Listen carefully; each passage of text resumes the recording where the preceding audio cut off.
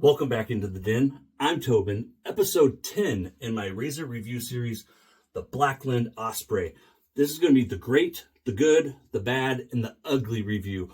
I got a lot of good things to say about this razor, and then I've got some things that are So we're going to take some objective material and my subjective opinion and put them together and come up with a value score following the same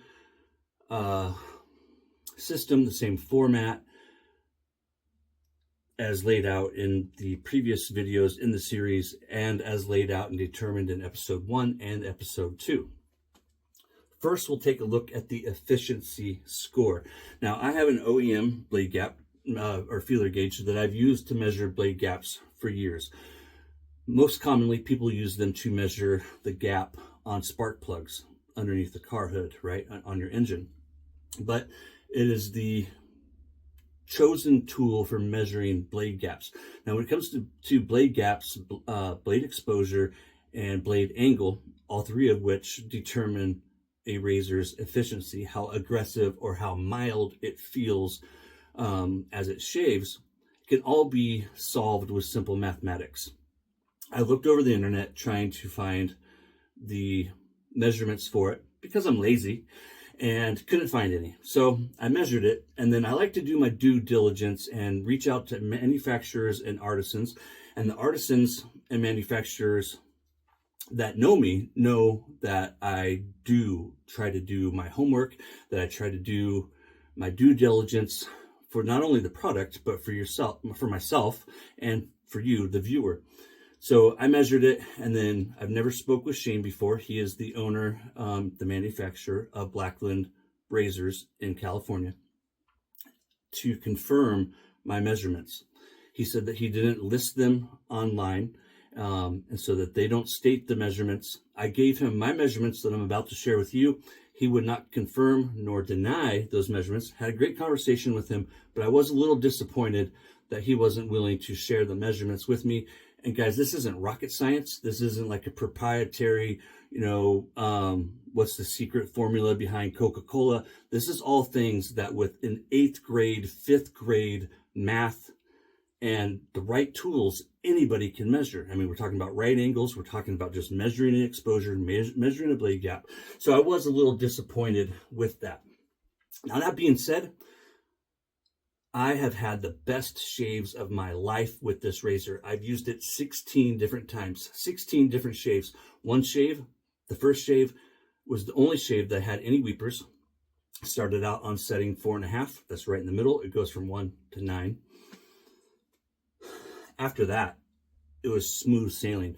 I've used it on setting 9, setting 7, and everything in between, starting off with a 3, working my way up, starting off at an 8, working my way down.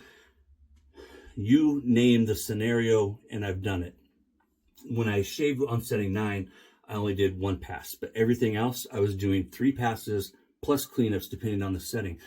Now, I will say, if you saw my razor review series of the Rockwell 6C and 6S, on setting 1, that razor is far too mild for a close shave.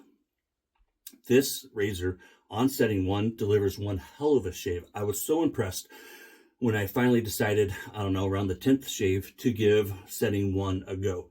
Damn fine shave, even on setting 1. Now, with this razor, not only are you adjusting the blade gap, but you're also adjusting the blade exposure. Even on setting 1, it is a positive exposure, but as you go up from 1 to 9, the exposure increases along with the blade gap. Setting 1, my measurements using my OEM feeler gauge. Setting 1 is 0.020 of an inch or 0.508 millimeters. On setting 3, we increase to 0.030. For references, right up there on the screen, the blue tip is 0.020, the Mercure 34C is 0.020, and then the Gillette red tip is a 0.30, and you can see a couple of the other razors up there like the Mula and the Edwin Jagger to give you an idea how it relates to blade gaps. And that 0.30 equates to, what is it, 762? Can't really read my chicken scratch that I got written down there on my note tablet thingy. On setting 6, we move up to 0.045 of an inch. And then setting 9 is 0.050 of an inch, which is a very large blade gap, big enough to drive a truck through it. But even on setting 9, like, there was no weepers. I only did the one pass, but I didn't feel like I had to be too careful. It was a damn fine shave. On 2 different instances, like, and I never asked my wife or my daughter, 16 different shaves over the course of the past 3 weeks. One different time, my wife commented how smooth my skin was. She never does that. And then about a week later, Emily, our 16-year-old daughter, did the same thing when she touched me. She remarked about how smooth my skin was. They never do that. Okay, so when it comes to the way this razor shaves, I'm over the moon. But that is about where my jubilation ends.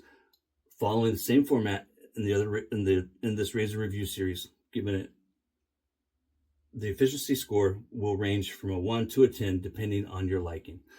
That's how I decided to do it with adjustables. Next, we're going to move into the Symmetry score. With it, we're going to take a look at the knurling, the blade tabs, whether or not they're exposed, the weight and balance. But then also with this razor, we're going to take a look at the adjustment knob,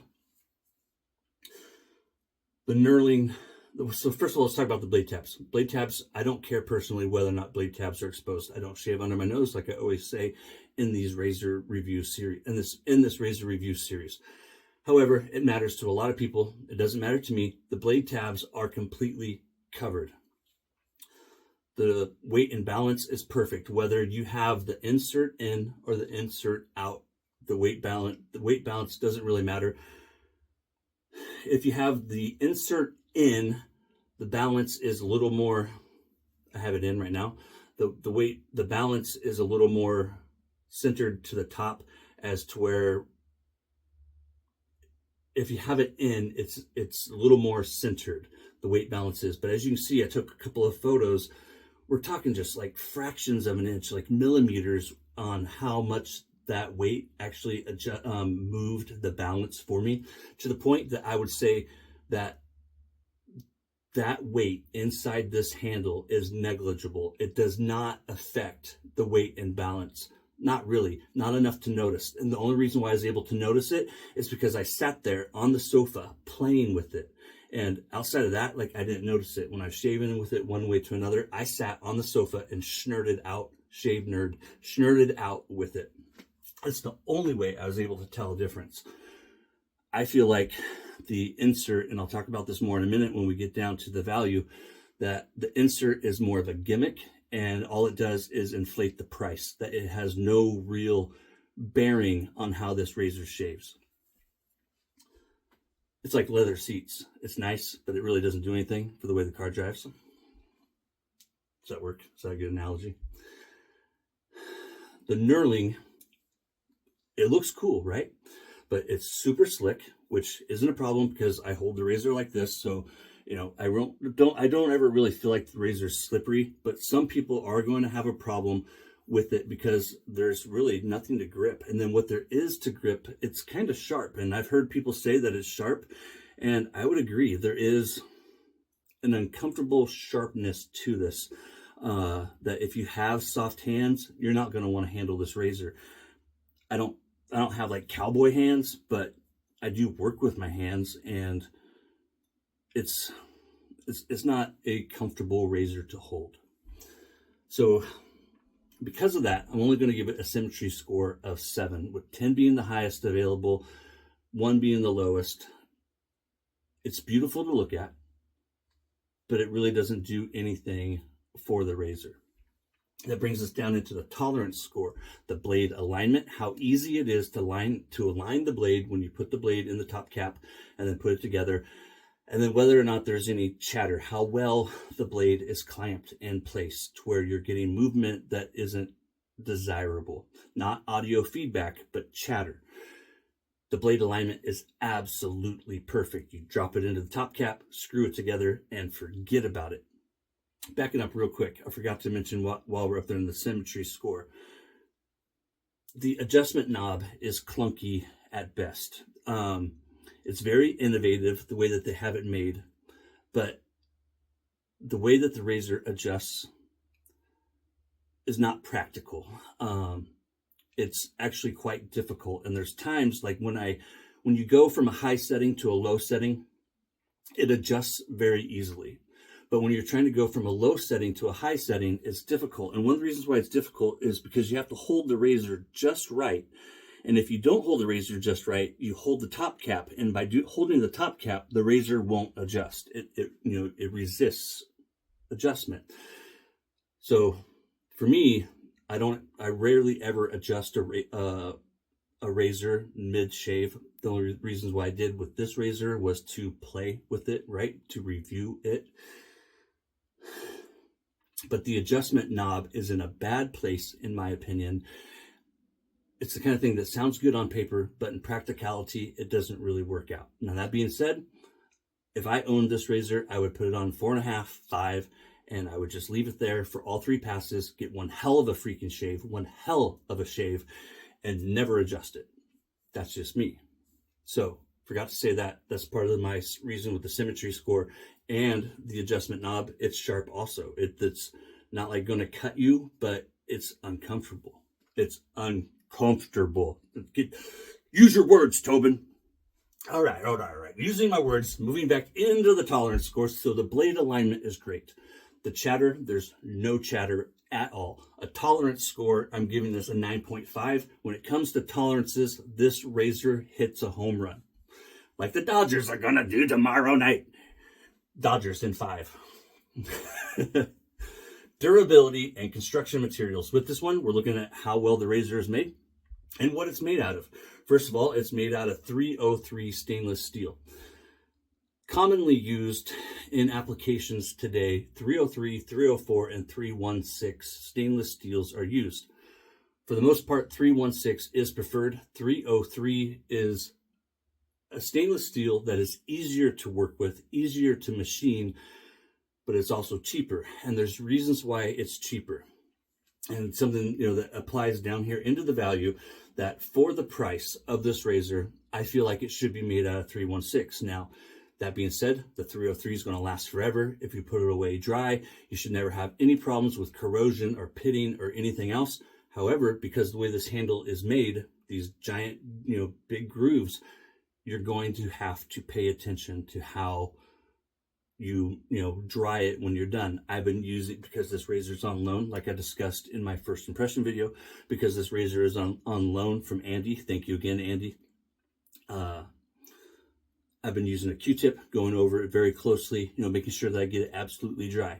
So it is 303 stainless steel. It's going to outlive you, but you're going to have to make sure you put it away dry if you want to, and remove the blade if you want to make sure that you don't have any corrosion or pitting or anything else, depending on the water that's coming out of your tap on the razor. So a durability and construction score, I'm still going to give it a 9. If it was 316, I'd give it a 9.5. It's not 316, it's 303. Durability, or permanent score, durability and construction materials, for a permanent score, we're giving it a 9. Friendliness to new wet shavers. As always, with new wet shavers, I recommend that they spend no less than 30. You don't want to buy a piece of junk, and no more than 50. This is an heirloom piece. This razor does a lot for the money, so it's not something that I would recommend for a first razor or even a second razor. But if you're looking for a third or fourth razor as a new wet shaver, I would recommend it. For a friendliness to new wet shaver score, I'm giving it a 7. That brings us down into the final category, value. One place where I feel like you're not getting a very good value is the $10 upcharge for the high visibility paint. If you do not select the high visibility, the numbers will not be painted. For $350, I feel like you shouldn't even have to negotiate whether or not the numbers are painted. It takes a second to paint them. It only costs pennies, if even a penny worth of paint to paint it. I know I've painted hundreds of vintage Gillettes, Slims, 109s, 84s, dollar, Fat Boys, whatever you want to call them. The paint is hella cheap, and if you buy it in bulk, it's even cheaper, right? And it only takes a second to do, even myself. So I feel like that $10 upcharge is a very bad value on a $350 razor. This razor is going to last forever, like I said above. I feel, though, like you're getting... I wish that the razor came with other handle options, because while the handle is great to look at, I feel like that brass insert, just raises the price $50, $80. I don't know, I'm guessing. But let's say, the razor, or let's say the brass insert, the removable weight, the insert that you have to have your own screwdriver for, which I have here, to remove, costs an extra $50. So there's $50 added onto the razor that isn't necessary, because as I stated above, it doesn't do anything at all. I tested it thoroughly, and the only way I was able to tell was by sitting down on the sofa and really trying to pay attention, taking it out, putting it in, taking it out, putting it in. During every shave, I could not tell a difference. I even had my wife hand it to me, eyes closed. I wouldn't look at it, and I shaved like this, my hand covering it so I couldn't see. I would shave like this and then look at it, and I couldn't tell. I just could not tell whether or not the insert was in there until I sat down with it. So there's $50 added onto it that doesn't need to be there. This machining on the handle, while it looks good, but isn't practical in use, adds probably another $50 worth of work onto it. So I feel like the handle is costing you more than what it should. I'm going to give it a value of a 7, because it does deliver, like, I want to say I've gotten the best shaves of my life with this razor. I'm just really disappointed with the adjustment dial and the handle. So that's my subjective opinion. Yours might be different, but I've done my due diligence. I've done 16 shaves with it, which is 15 shaves more than most people would do for a review. So I'm comfortable with giving this an overall value of 7, and that is for the 303 stainless steel. You can also get this in the titanium, which is what, $660. That's a whole nother ballpark, but I feel like for $350, you're paying too much. It's not a bad value. It's just not a great value. I think you can do better with your money.